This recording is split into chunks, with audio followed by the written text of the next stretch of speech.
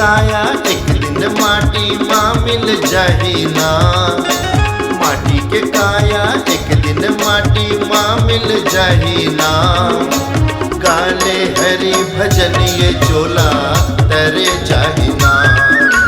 काले हरि भजन ये चोला तरे जाही ना। माटी की काया एक दिन माटी माँ मिल जाही ना। माटी की काया एक दिन माटी माँ मिल जाही ना। काले हरे भजन ये चोला तर जाही ना। काले हरे भजन ये चोला तर जाही ना।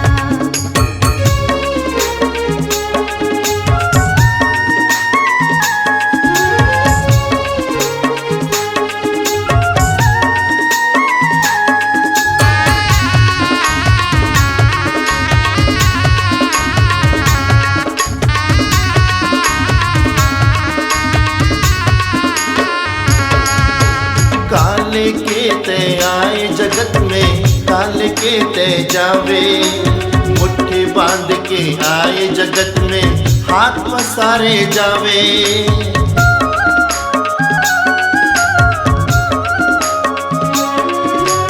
काले के तय आए जगत में काले के तय जावे। मुट्ठी बांध के आए जगत में हाथ पसारे जावे। हाथ पसारे जावे। हाथ पसारे जावे। धर्म कर्म के तोर कमाई संग मजाही ना। धर्म कर्म के तोर कमाई संग मजाही ना।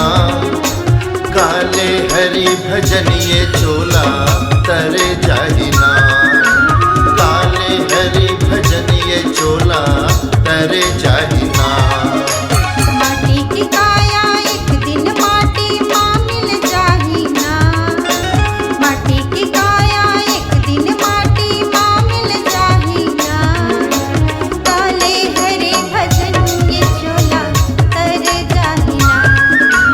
काले हरे भजन ये चोला तर जाही ना। काले हरि भजन ये चोला तरे जाही ना।